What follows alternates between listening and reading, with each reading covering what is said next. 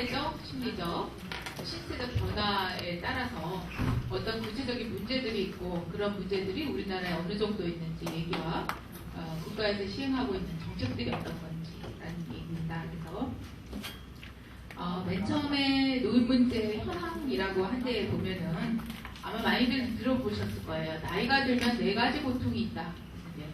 아까 얘기하셨던 돈이 없고 몸이 나빠지고 또 소외와 고독감을 느끼고 그까지 얘기했고 하나는 할 일이 없어진다. 그래서 이 4가지를 노인의 4가지 고통이라고 많이들 표현을 합니다. 근데 여기다가 저는 부양 보호를 누가 해야 되는 문제 이런 아까 노인의 부양 부담이 커지고 있다고 했죠. 그래서 그 이야기 플러스 그 다음에 이 굉장히 길어진 여가 시간을 어떻게 보낼 것인가 이런 6가지 정도를 해서 노인 문제 현황이라고 해서 크게 정리를 해놨습니다. 그런 것들을 좀 하나 차근차근히 살펴보도록 하겠습니다. 첫 번째 거는 건강이 약화된다. 이건 우리가 너무 잘 알고 있습니다. 어르신들한테 무엇이 가장 문제가 되십니까? 그러면 제일 나오는 게 건강 아니면 경제입니다. 이 두 개가 1, 2를 다투고 있는데요. 어떤 분들은 다만 돈이 많아도 병으로 아파서 죽는 사람들이 유명한 사람들도 많은 걸 보면 건강이 최고 아니냐, 돈은 소용없다 이렇게 얘기하시는 분들도 있고요. 돈만 있으면 그거 다 하지 왜 못하냐 그러시는 분도 있는데 어쨌든 건강은 모든 노인들의 최대의 관심사입니다. 그래서 많이들 이제 주변에서 문제가 되는 게 약 팔러 왔다 이러면 처음에는 안 가실 것 같았는데 다 가고 또 가면은 그냥이 아니라 뭐 선물을 잔뜩 주죠. 가가지고 이제 얘기를 들어보면 아주 그럴듯하거든요. 그러니까 이제 돈이 없던 노인도 어디서 돈이 생겨가지고 속아서 사오시고 그런 사기들을 많이 당하시는데 그만치 노인분들한테 딴 것보다 건강에 관한 뭐라 그러면 이 귀가 번쩍 뜨이시는 거죠. 그만큼 제가 그거에 대한 관심이 많으셨다. 네, 현재 우리나라 노인의 건강 상태를 보면 거기에 있는 것처럼 만성질환을 가지고 계신 어르신들이 상당히 많습니다. 이건 뭐 우리나라뿐만 아니라 전 세계적인 이야기인데요. 나이가 들면 만성질환이면 빨리 낫지도 않고 치료를 또 장기적으로 해야 돼요. 거기다가 그렇게 더 비용도 많이 이런 또 남한테 도움을 받아야 될 일도 있고 이런 여러 가지 어려움이 있는 만성질환이 많으시고요. 그 다음에 노인이 가장 많은 질환으로는 고혈압, 관절염, 신경통 이런 것들이 가장 많이 나오고요. 그리고 이제 사회조사들에서 나온 걸 보면은 노인분들이 스스로 뭐 식사를 하시거나 집안의 생활을 하시고 옷을 갈아입고 목욕을 하시고 이러는 일상생활 동작을 하시지 못하는 어르신들이 한 명꼴로 10명 중 한 명꼴로 그런 생활을 하는데 남의 도움이 필요하다 그러고 그 다음에 5명 중 한 명꼴로는 집 밖 외출을 한다든지 좀 더 복잡한 어디 밖에 나가서 은행금 볼일을 본다든지 이런 식의 도구적 일상생활 수행 능력이라는 표현으로 쓰는데요. 학문적으로요. 그런 거를 꼭 잘 못하시는 분은 5명 중에 1명 정도.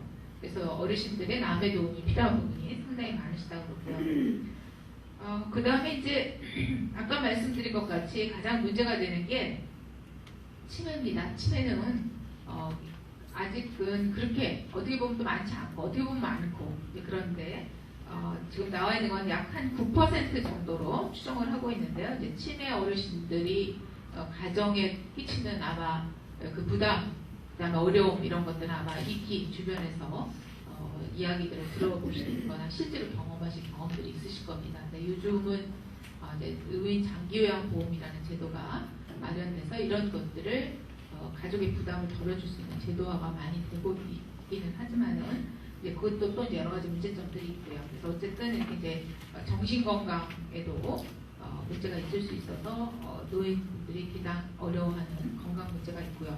두 번째 수익 감소는 이거는 뭐 아마 부자 돼도 퇴직을 하면은 3분의 1 이상 준다고 합니다. 자기의 수익이. 그래서 그런 것으로 인해서 어려움이 있는데 우리나라 어르신들은 자식에 대한 투자를 많이 하셨죠. 그래서 어떻게 보면은 나중에 내가 노후에 자녀들로부터 그 지원을 받을 거라고 생각했지만 자녀 세대도 만만치 않죠. 자식들 교육시키고 또 직장만 하고 살기가 참 어려운 세상이기 때문에 부모로부터 받은 것들을 그만큼 다 못 갚아드립니다. 그러다 보니까 이제 현재 어르신들이 모든 어르신이 다 소위 말해서 연금 보장을 받는 게 아니고 지금은 연금 보장을 못 받는 분들이 상당히 많습니다. 여러분 세대들은 이제 다 어쨌든 강제로라도 다 들어져 있기 때문에 금액이 많고 적고의 차이는 있지만 다 연금을 받으실 수 있는데요. 그래서 지금 현재 노인 세대가 연금을 받는 비율은 약 4분의 1 정도뿐이 안 됩니다. 노인 전체에. 그래서 그 나머지 분들이 이제 어려운 경제 생활을 하고 계신 분들이 많고요. 또 이제 국가 차원에서는 국민기초생활보장, 옛날에 생활보호 대상자였던 국민기초생활보장제도 혜택을 받는 어르신들이 꽤 있으십니다. 그래서 한 38만 명 정도 되고요. 전체 노인의 7.6%, 또 65세 이상 전체 노인이 그 수급자인 비율 중에서 따진다면 수급자 전체의 4분의 1 정도가 노인이십니다. 그래서 이제 그렇게 경제적으로 어려움이 있고, 그 다음에 이제 또 자기 스스로 이제 앞으로 계속 일을 하겠다. 현재 경제활동에 참여하고 있는 어르신들이 우리나라 조사에 의하면 한 30% 나오는데 이게 아주 정규적인 임금이 아니라 비정규직이라든지 아니면 농사를 짓고 계시다든지 아니면 가족끼리 경영하시는 그런 데에서 일을 하신다든지 이런 경우가 상당수가 있다는 것. 그래서 경제적 어려움들이 계신 분들이 상당히 많은 게 전반적인 상황이라 두 번째로 수익 감소 이야기를 했고요. 세 번째, 역할이 상실됐다. 이거는 할 일이 없어졌다는 건데 예전에 농경사회에서는 노인의 역할이 굉장히 컸습니다. 집안에서의 대소사를 다 관장하시고 자녀 교육이라든지 이런 것까지 다 관여를 하셨는데 요즘은 그런 것이 사회가 다 기능이 바뀌었죠. 그래서 사교육기관도 있고 또 아이를 돌봐주는 곳도 있고 각종 학원들도 있고 이제 심지어는 명절 음식을 대행해 주는 것도 있고 그러다 보니까 이제 그런 노인분들의 역할이 없어지고 또 핵가족이 돼서 다 각자 살고 또 기계화가 많이 돼 있어서 밥도 다 해주고 빨래도 다 해주고 그러다 보니까 노인들의 역할이 없어지십니다. 같이 사시지도 않거니와 또 많은 경우에 같이 사시더라도 어느 시기가 되면 다 물려주시는 이런 식으로 해서 과거와 다른 모습들의 할 일이 없어지고 이제 두 분 혼자 사시는 경우 이런 경우들의 이제 역할들이 조금 달라지고 있는데 요즘 새롭게 부각되는 거는 그 맞벌이 가구들이 많다 보면은 지역에 따라서는 의외로 할머니 할아버지가 아이들을 걔네들을 공부시키고 다 데리고 있는 건 아니지만 감시 감독하는 기능을 할머니가 해주는 신세대 할머니 역할이 또 있습니다. 그래서 학원 갔냐 챙기고 숙제 했나 봐주고 이런 역할들을 또 해야 되는 부분이 새롭게 요즘에 그 할머니 할아버지의 역할로 등장을 하고 있는데요. 특히 농촌 같은 데는 의외로 조선 가족이 많습니다. 그래서 도시에 부모가 일을 하고 있거나 경제적으로 또 어렵기 때문에 내려보내는 아니면은 또 요즘같이 이혼 별거가족들도 많죠. 이런 경우에 할머니가 돌보고 아이를 키우는 그런 가족들도 많기 때문에 할머니의 역할, 할아버지보다는 어떻게 보면 나이 드는 할머니들이 더 인기가 좋으십니다. 근데 할머니들이 어떠세요? 다른 건 다 해줘도 애는 안 봐준다. 낙선언을 요즘에 많이 하시죠.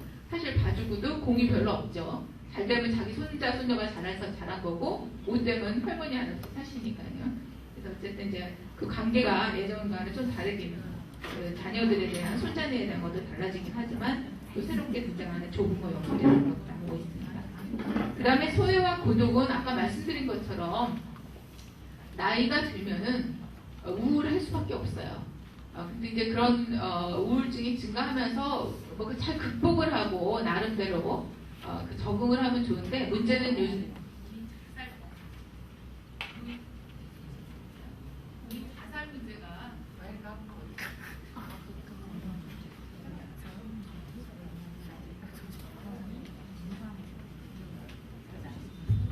노인 자살 문제가 사회적 문제로 심심치 않게 등장하고 있습니다. 그래서 이제 그 자살은 그 인구 10만 명당 자살자 수가 몇 명이냐로 보통 그렇게 통계를 내는데요.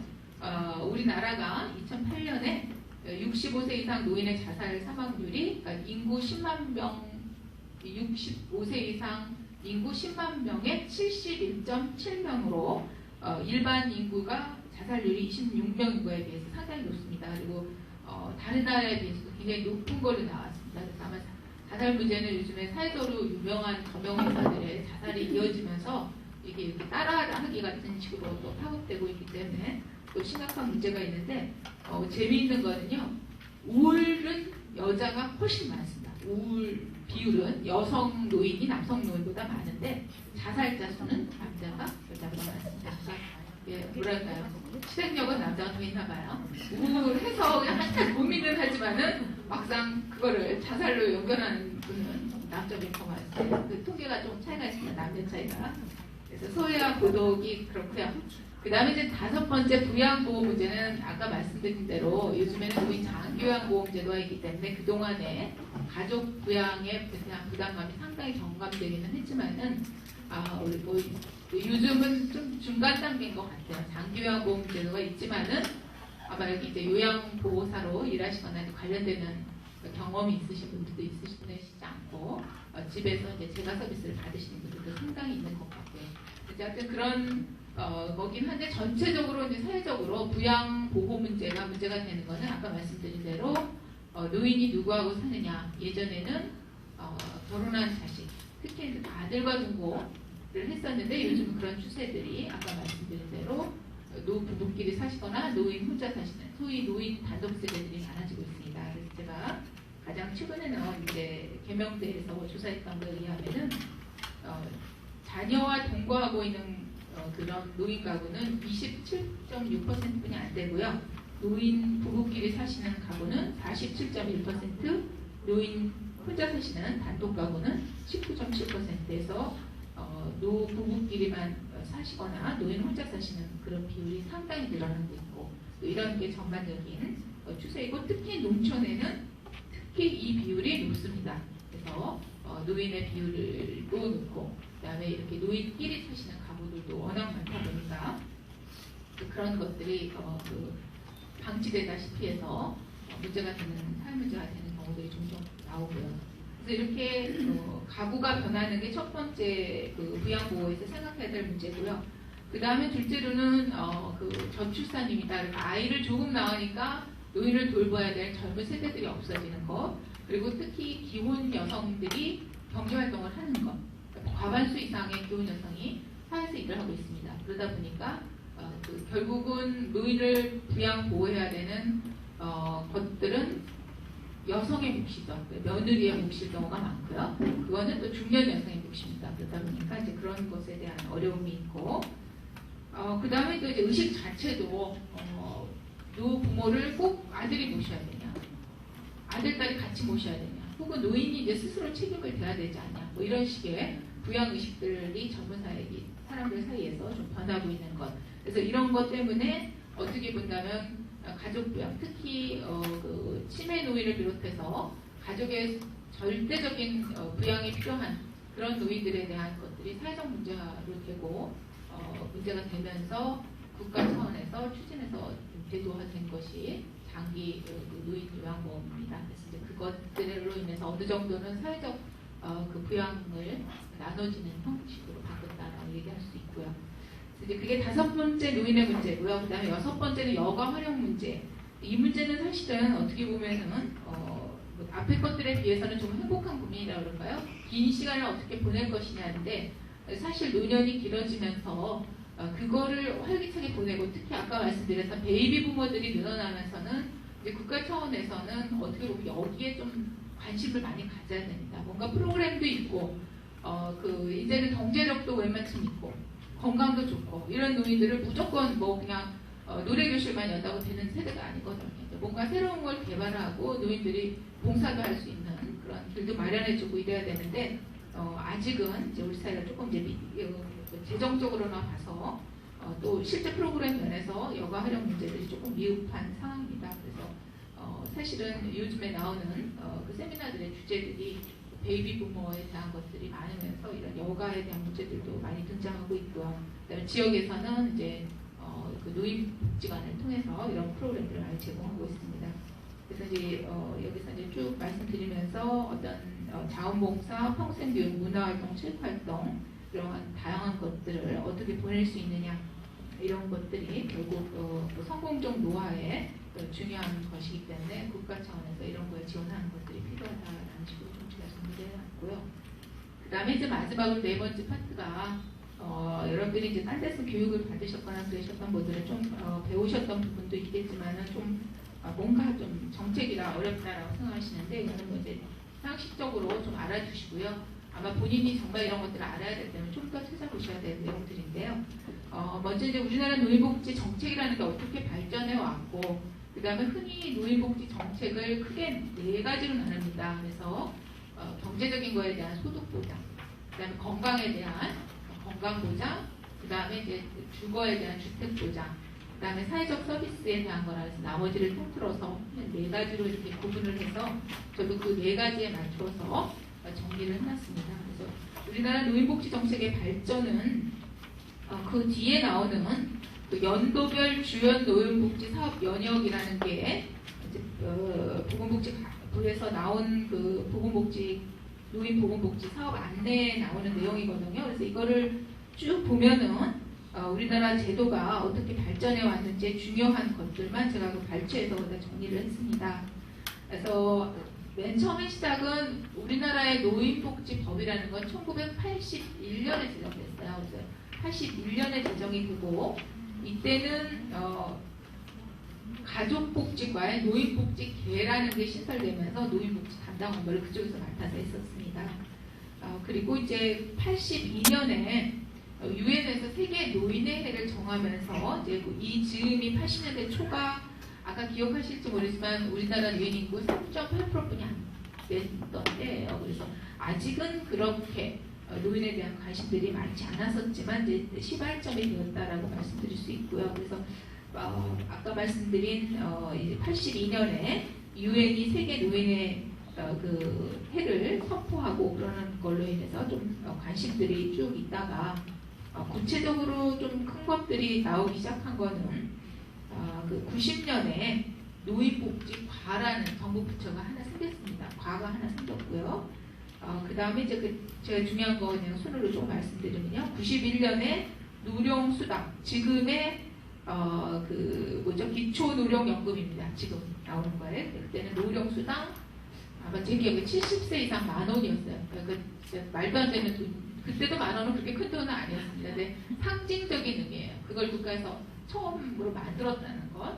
이 노령수당 할 적에 굉장히 학자들이 주장을 하고 이래서 제도화됐기 때문에 굉장히 결실이 있었고 그걸로 인해서 지금의 기초노령연금이라는 것까지 발전했습니다. 그때 91년에 그게 만들어졌고요. 그 다음에 93년도 의미 있는 해였는데요. 아까 어떤 분이 여쭤보셨는데 저는 참고로 93년부터 대학에 있었고 우리나라 온 지는 92년에 맞죠. 그러니까 그때부터 있었기 때문에 이제 이때부터는 저도 다 이 변화됐던 걸 직접 봤던 텐데요. 93년이 재가 및 유료 노인복지 사업을 할 수 있게 법이 개정돼. 이건 뭔가 하면 예전에는 비영리 법인 아니면은 소위 말해서 지금은 고령 친화 산업이라고 하는 실버 산업이죠. 이런 걸 아무도 못했어요. 그러니까 즉 삼성의 노블 카운트가 있을 수 없었죠. 그때는 삼성 공익재단으로도 했으면 모르지만 자기네 자체의 영리를 목적으로 하는 법인은 할 수가 없었습니다. 근데 이 이후에 이게 풀리면서 소위 말해서 실버 산업들이 굉장히 붐을 이뤄서 93년에 가면은 그런 것들이 굉장히 많이 생겨났습니다. 물론 그렇게 해서 이제 성공 못한 경우들도 있는데요. 그래서 93년이 굉장히 의미 있는 해였고요. 이거를 만들 적에 이런 걸 마음대로 저녁해 하면은 우리나라 국민들이 자식들이 부모 안 모시고 다 갖다 그런 데다 맡기는 거 아니냐. 그런 우려가 있어서 굉장히 망설이다가 이것이 통과됐던 기억이 납니다. 그래서 93년이 그런 의미에서 유료시설이 만들어지는 근거가 되었던 굉장히 의미가 있고요. 그 다음에 이제 97년 같은 경우가 우리가 기념하고 있는 지금 노인의 날이라고 10월 2일을 기념하고 있습니다. 이것도 되게 우스운데요. 세계적으로는 10월 1일이 노인의 날이에요. 우리나라는 왜 10월 1일을 안 했냐?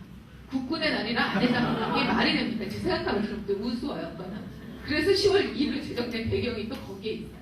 그래서 10월 2일 날 어쨌든 이거 학자들이 많이 주장을 해서 우리도 이제 이런 건 기념하자 해서 법정 기념일로 제정을 해서 10월 달에 노인 행사들이 많은 이유가 이제 10월 그런 것들이 겹쳐있기 때문입니다. 그 다음에 이제 98년에 경로연금, 기초 노령연금의 이제 바로 전신이죠. 그러니까 노령수당, 경로연금, 기초 노령연금을 됩니다. 경로연금이 제도가 실시되고요. 그 다음에 99년에 노인보건과라는 게 시설됐었고요. 이때는 아마 노인복지법을 노인보건복지법이라고 만든다는 게 대통령 공약사항에 있었는데 그게 하여튼 못 지켜지고 말았습니다. 그래서 그 뒤부터는 모든 거에 노인보건복지법은 아니지만 모든 노인복지 사업 관련되는데 그때부터 노인보건복지 사업 안내 뭐 이런 식으로 앞에 복지자에 보건이 붙어가는 게 이 즈음이었던 걸 제가 기억하고 있고요. 그 다음에 이제 쭉 넘어와서 아마 크게 기념비적으로 알고 계시는 것들이 2005년에 저출산 고령사회 기본법이라는 게 제정되었습니다. 이거는 2004년에 우리나라가 학계 출산율이 1.08명으로 세계 최저를 기록하면서 우리가 소위 말해서 아이를 안 낳는 나라, 그럼 프랑스라고 알고 있었는데 이제 우리나라가 제일 안 낳더라.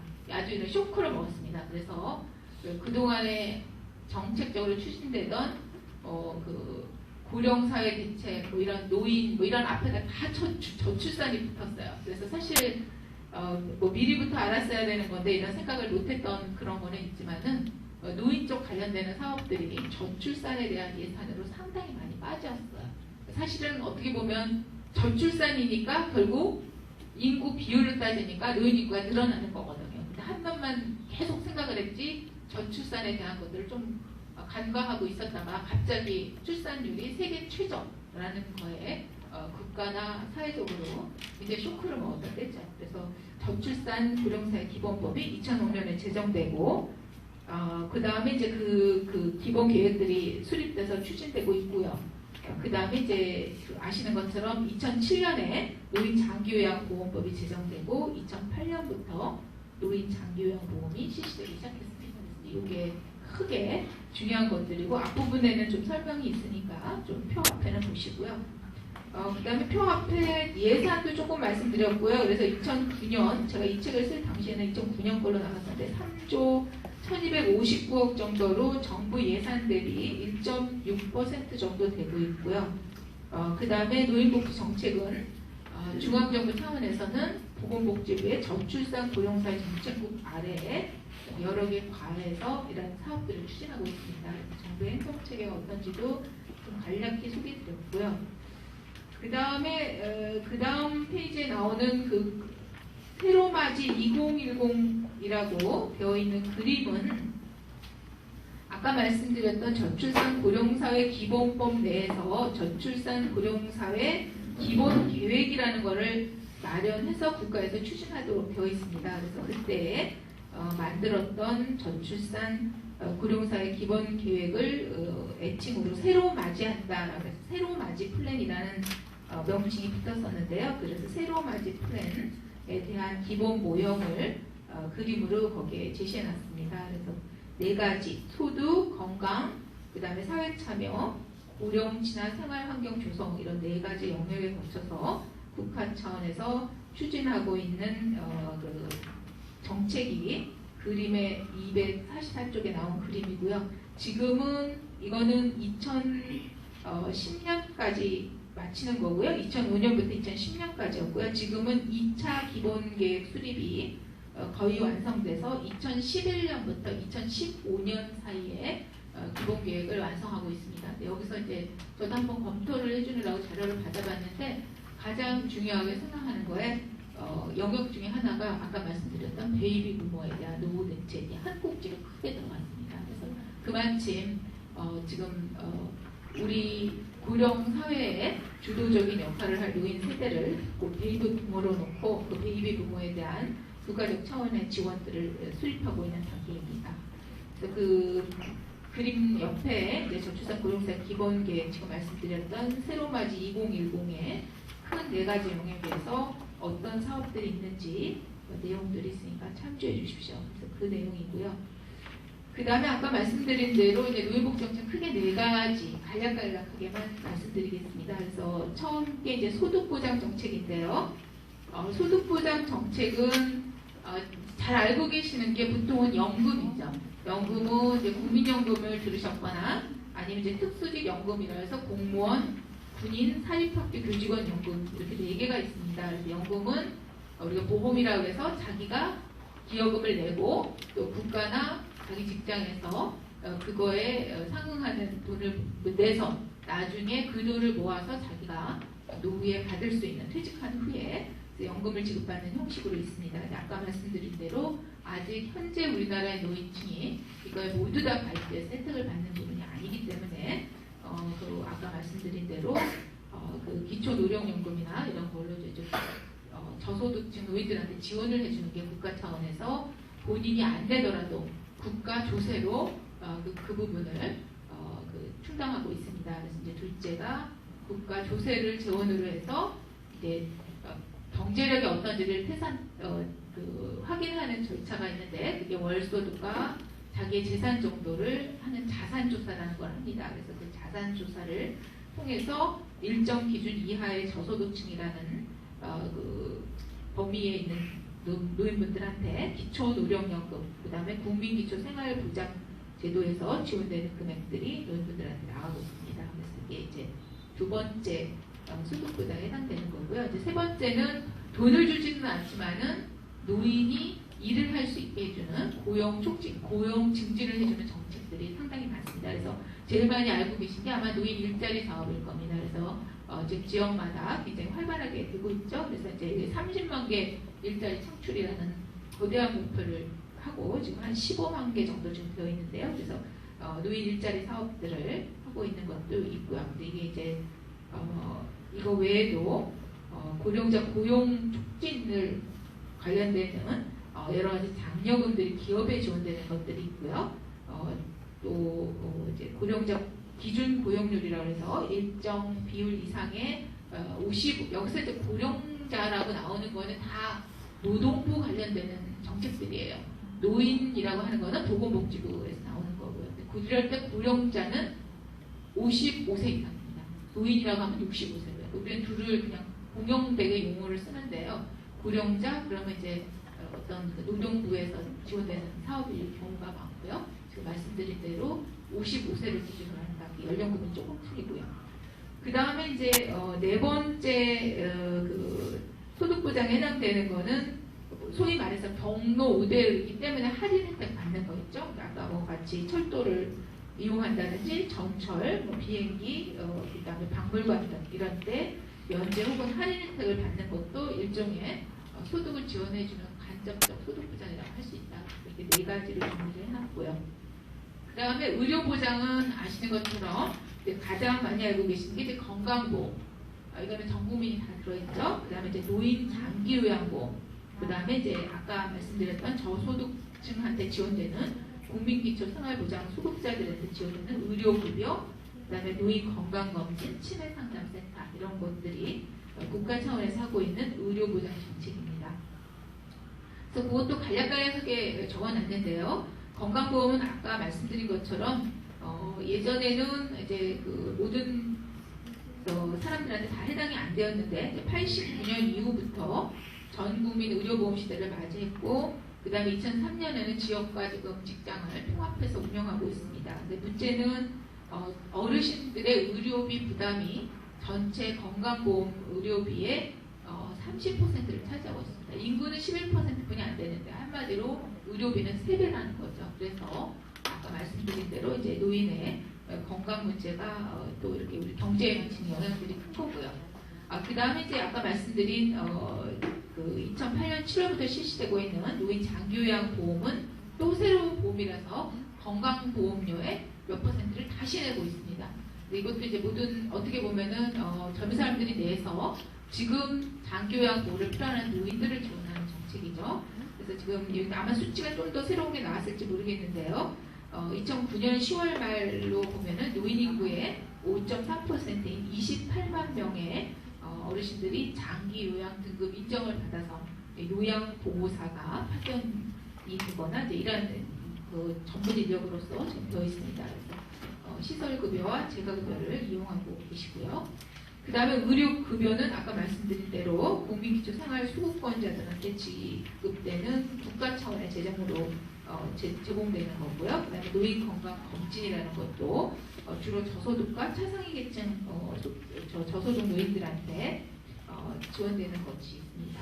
그런 것이 이제 의료보장에 해당되는 거고요.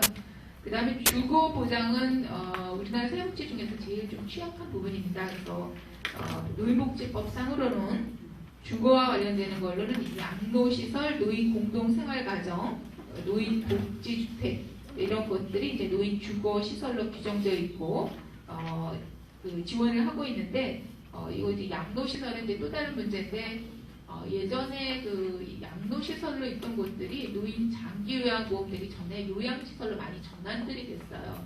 그래서 저도 이제 그 우리 학생 중에 하나 논문을 쓰느라고 이제 찾아보다 보니까 양로시설이 별로 없기 때문에 어떻게 보면 좀 이제 또 문제가 돼서 예를 들어서 충남 같은 경우에도 지금 아산에 한 군데뿐이 없답니다. 타 지역에서 양로시설에 보내야 되는 저소득층이 나타나면은 자기 지역에 모든 양로시설이 없기 때문에 그쪽으로 보내면은 뭐 비용도 이쪽 시에서 받아서 일로 줘야 되고 그러니까 굉장히 꺼려한대요. 서로 받기들을. 그래서 양로시설은 점점 없어지고 이제 소규모로 운영하는 곳들이 많다 보니까 조금 문제점들이 있다. 그래서 이 양로시설을 무조건 없애는 것도 좀 문제지 않나. 사실 어떻게 보면은 장기 요양시설에 가시기 전 단계에 어딘가 있으셔야 될 것들이 또 국가 차원에서 있는데 이제 이 부분이 상당히 문제점들이 있더라고요. 그래서 이제 양로시설이나 이제 노인 공동생활 가정 이런 것들이 이제 지역마다 없다는 것 이런 게 좀 문제점으로 있고요. 그 다음에 이제 저소득층 노인들한테는 임대주택의 일부를 이건 저소득층이기 때문에 받는 거예요. 그래서 좀 일부 영구 임대주택에 거주하시는 어르신들이 계시고요. 그 다음에 국가 차원에서는 아까 말씀드렸던 국민기초생활보장 수급자한테 지원하는 주거급여라는 부분이 굉장히 작지만 있습니다. 그래서 그 부분이 있는 정도고요. 그 다음에 이제 노인과 동거하는 자녀 세대한테 그 양도소득세를 면제해 준다든지 그 다음에 이제 그 우선주택 분양을 해준다든지 뭐 이런 경우들의 혜택을 주는 경우들도 일부 이제 주거보장에 해당될 수 있다고 볼 수 있고요. 그 다음에 마지막으로는 사회적 서비스라 이제 사회적 서비스라는 건 사실 뭐 신체, 심리, 사회적인 모든 서비스를 말하는 거지만은 앞에 나왔던 이제 주거와 의료 쪽을 빼고 주로 이제 여기서 얘기하고 있는 거는 이제 여가복지시설하고 재가복지시설, 노인보호 전문기관이 세 가지에 대해서 간략히 소개를 드렸습니다. 그래서 여가복지시설은 아까도 말씀드린 것처럼 요즘은 이제 노인의 여가 활용이라는 굉장히 중요한 이슈로 아마 이제 점점 등장하게 될 건데 여가복지시설로서 국가에 규정되어 있는 것은 세 가지입니다. 그래서 경로당, 많이 알고 있는 노인정이라고 불렀던 경로당하고 그 다음에 노인복지관, 그 다음에 이제 노인교실, 노인휴양소 네 가지가 있습니다. 그래서 노인 그 교실은 우리가 이제 주로 이제 노인 대학이나 대한노인에서 하는 노인 경로 대학 이런 데들도 있고요. 그래서 이제 보통 여기는 노인복지관 중심의 것들이 요즘은 좀 세계적으로 지역의 어르신들한테 굉장히 각광을 받고 있고 그 많은 호응을 받고 있습니다. 그래서 경로당은 조금 더 나이가 있으시고 거동이 조금 불편하신 어르신들이 가시고 노인복지관은 많은 어르신들이 그 전문가들의 지원에 따라서 하고 있는 그런 장소로 우리가 알고 있는 그 여가복지 시설에 대한 것들이 있고요. 또 하나는 이제 노인 전문 보호기관이라는 거는 노인 학대 신고, 학대 상담 뭐 이런 거에 관한 것입니다. 그래서 2004년에 법이 개정되면서 만들어져서 전국적으로 20여 개가 운영되고 있고요. 그 다음에 재가노인복지시설은 말 그대로 재가에 거주하는 어르신들한테 방문 요양, 방문 목욕, 주야간 보호, 단기 보호 이런 서비스를 제공하는 곳으로서 여기도 이제 장기 요양 급여 수급 노인들하고 일반 노인들이 이용을 하는 곳들입니다. 그런 식의 것들이 있고요. 그 외에도 이제 뭐 독거 노인을 관리하는 거라든지 그 다음에 또 이제 결식 우려가 있는 노인들한테 무료 급식이나 그 도시락 배달을 한다든지 반찬 배달, 경도 식당 운영하는 것 이런 것들도 다 이제 국가 차원에서 하고 있는 사회적 서비스의 일환으로 들어갈 수 있을 것 같습니다. 그래서 이제 이렇게 크게 이제 말씀드린 것처럼 우리나라 노인복지 발전이 81년 노인복지법을 시작을 해서 2007년 장기요양보험까지 오면서 변화되면서 예산도 사실은 뭐 아까 1.몇 %뿐이 안 된다고 했지만 굉장히 많이 증액됐습니다. 그만큼 노인 인구도 늘어났고요. 그래서 이제 그런 변화된 것들을 오면서 저는 개인적으로는 적기는 하지만은 사회복지 어느 영역보다도 굉장히 큰 발전이 있었던 게 노인복지 분야의 정책들이었던 것 같고요.